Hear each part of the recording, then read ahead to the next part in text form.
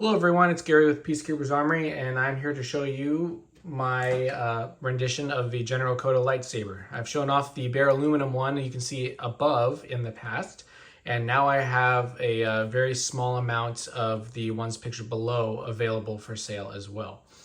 So just to kind of review from some of the things in the past you might have seen, I painstakingly designed the overall shape and design of this hilt based off every screen cap I could possibly take from the video game itself, from both the first and the second game. I sized it based on the characters' hands and the size of the hilt in their hands, and I got a pretty I think a fair compromise between the size that it is, which is quite a big lightsaber, and what would be more practical in real life. So I got the barrel shape down to a T, in my opinion, and the inner lip here, and the if you want to call them the little cat ears here at the end that are not sharp but are pointed just like they are in the game. It does come with two pommels, one just like this and another one painted exactly the same, however with venting holes along the bottom. And the pommel itself comes off right here. It's threaded at the bottom, right there. And then the hilt comes apart right here. And I did this specifically to make sure that the fabric wrap around the midsection would not get disturbed while removing it. As you can see, the switch is right there. It's pretty well secluded is not the right word, but hidden there underneath on the bottom side of the handle, so that you would activate it with your finger here. I can't push it right now because it's just held in by tape. This is an empty hilt. However, I have had one installed before on the bare ones, and it is a very satisfying click when you get it right in there. The little screw above that is the blade retention screw right there. Again, I went with black in order to have it kind of disappear as much as possible into the hilt to make this as game accurate as possible. While the red button looks really good and is very functional, being on top, it's not game accurate, and that is what I was going for with this hilt. Now, as you can see, it does have the diamond lace pattern here.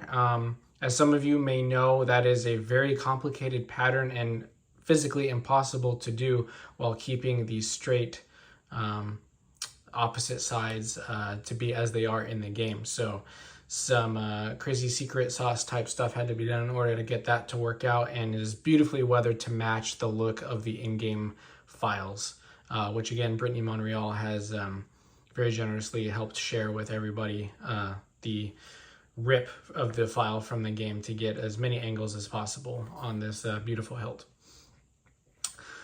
This was painted by a good friend of mine. You may have seen him floating around. I will add, I apologize, I'm not good at pronunciating some names, so I'm just going to add that into the credits down at the bottom of this video.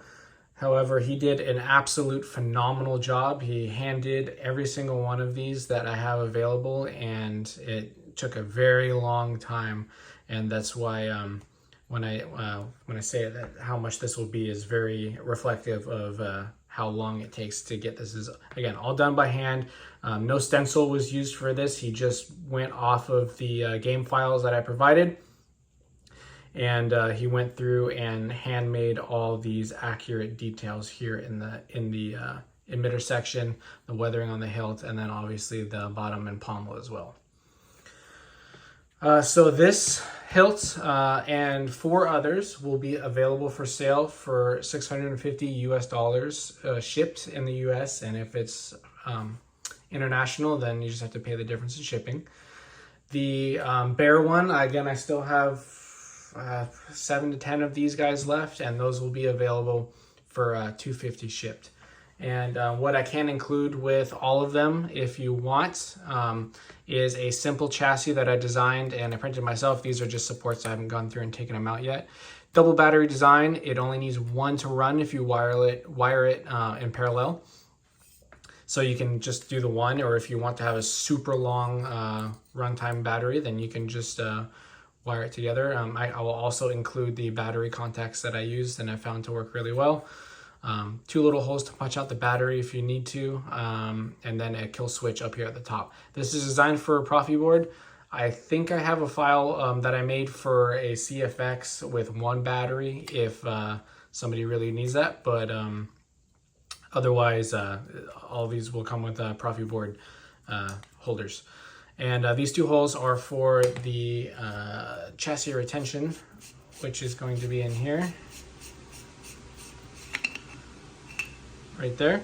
So the screws, again, I will include as well a few of those. If they're hex key screws, Allen key. So I'll include some of those as well, just so you have everything you need.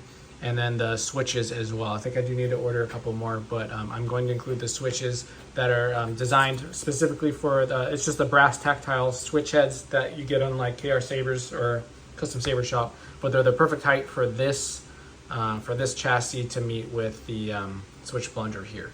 So otherwise, you're free to go about it doing your own way. Just let me know, and I won't include these so I can give it to somebody else. These for both price points, it comes with this chassis and all the hardware you need. So they're available now.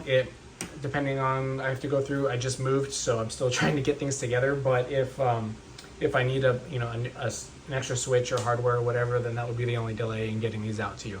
So let me know if you guys are interested. You can shoot me a message at Peacekeeper's Armory or on my personal page if you have that. And I look forward to seeing these go out in the wild. Thank you.